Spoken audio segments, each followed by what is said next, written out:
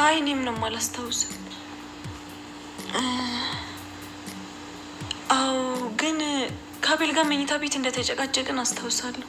አቤል ተጣልታችሁ ነበር እንዴ? አዎ። አይ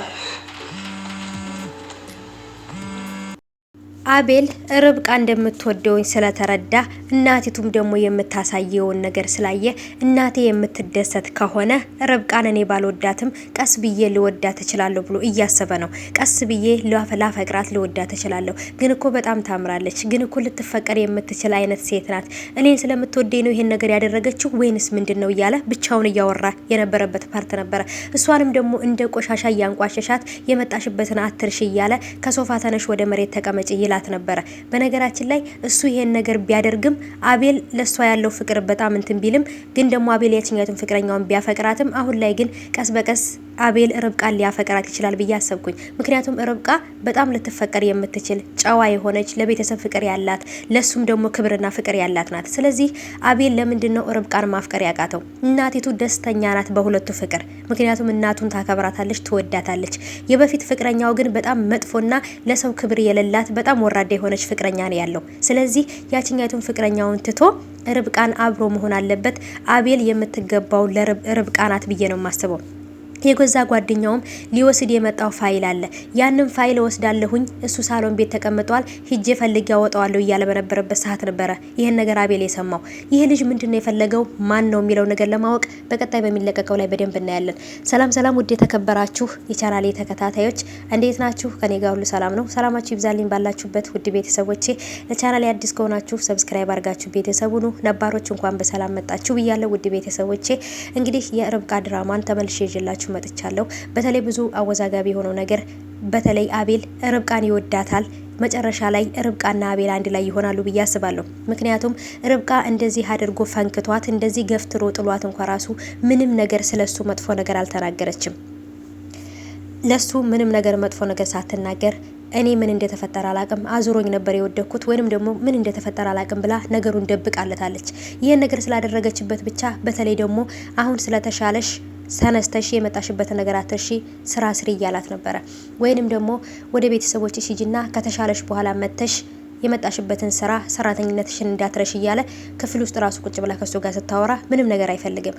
አቤል እንደዚህ የሆነው የበፊት ፍቅረኛውን ስላጣት ወይንም የበፊት ፍቅረኛውን በሷ ምክንያት ስላጣ እየተበሳጨ ነው፣ በቀል እየተበቀላት ነው፣ ወይንስ ደግሞ የፍቅር ምልክት ነው? ብቻውንም ቁጭ ሲል ስለ እሷ ነው የሚያስበው። እሷ ስለምታረገው ነገርና ከሷ ጋር ሲያደርገው የነበረው ነገር ትዝ ይለዋል።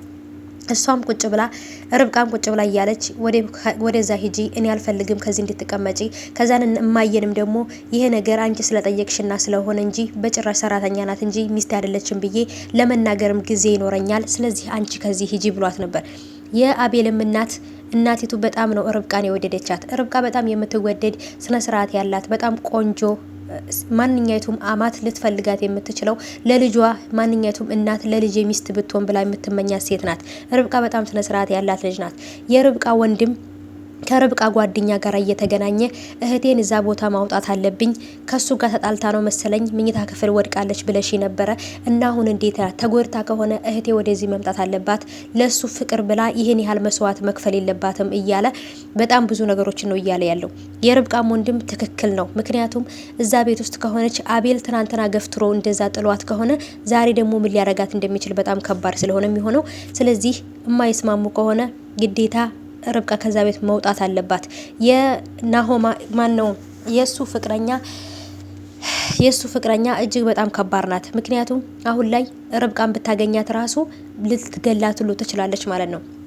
በጣም ከምላችሁ በላይ ጨካኝ ናት ልጅቷ ማለት ነው። ስለዚህ እሱም ደግሞ ርብቃን የማያፈቅራት የማይወዳት ከሆነ ለምንድነው እውነቱን ለእናቲቱ የማይናገሩት? እናቲቱ ለልጇ የምትመኛት አይነት ሴት ስለሆነች በጣም ነው የወደደቻት። ርብቃን በጣም ወዳታለች።